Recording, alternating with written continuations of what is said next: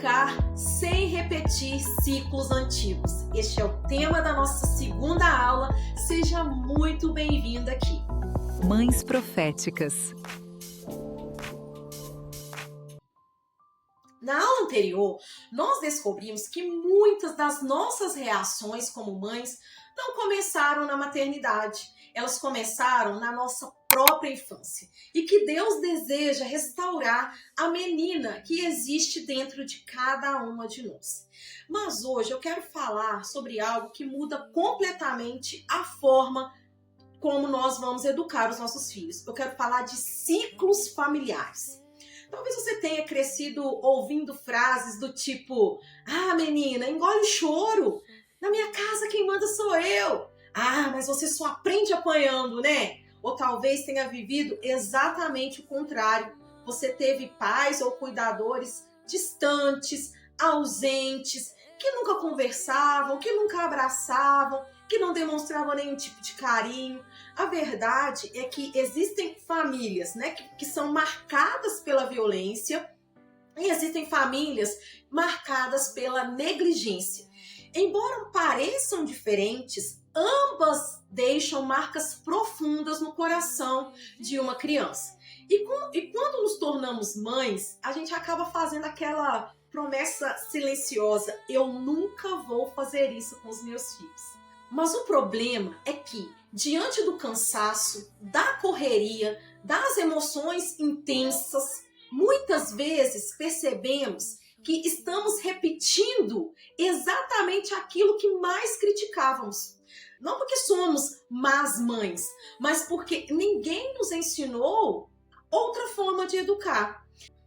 E aquilo que aprendemos na infância acaba se tornando algo automático na nossa maternidade. E foi exatamente por isso que durante anos eu vivi um sentimento de culpa, sabe? Depois de perder a paciência com a minha filha, eu acabava me perguntando: será que eu tô machucando o coração dela?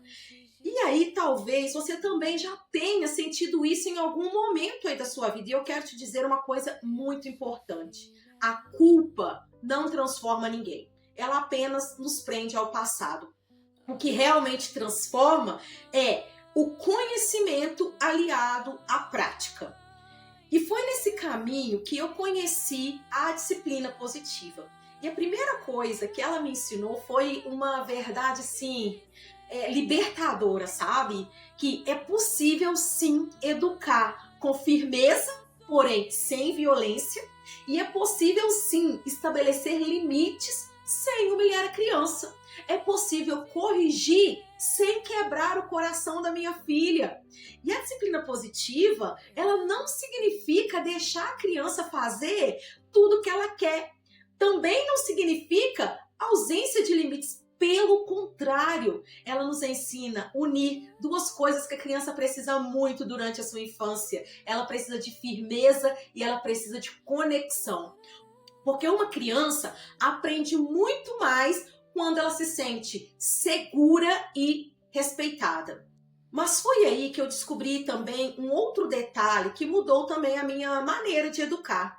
Quando nasceu minha segunda filha, eu percebi que a estratégia que funcionava com uma não funcionava com a outra. A mesma conversa, o mesmo limite, a mesma orientação produziam resultados completamente diferentes. E foi aí que eu comecei a me perguntar: o problema está na técnica? Ou será que as minhas filhas são realmente muito diferentes uma da outra?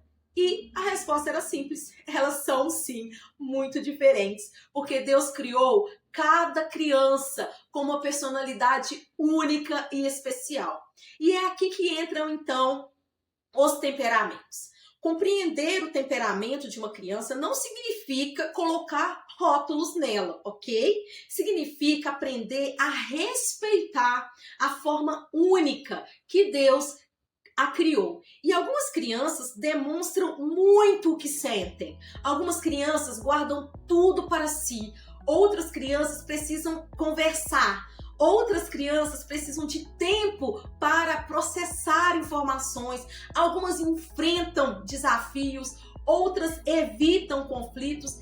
E quando a gente gente passa a entender, né, todo esse processo, a gente passa a perceber que educar não é aplicar uma receita pronta, é aprender a conduzir cada filho de acordo com aquilo que ele realmente precisa. Na próxima aula, nós vamos começar essa jornada conhecendo o primeiro dos 4 temperamentos que todo ser humano tem. E você vai descobrir como funciona a mente e o coração da criança sanguínea. Como ela ama, como ela reage às frustrações, quais são seus maiores desafios e, principalmente, como educá-la sem entrar em guerras desnecessárias. Eu tenho certeza que, depois dessa aula, muitas mães vão dizer: finalmente, agora eu entendi o meu filho. Então, até a próxima aula. Um lar de cada vez, uma geração transformada.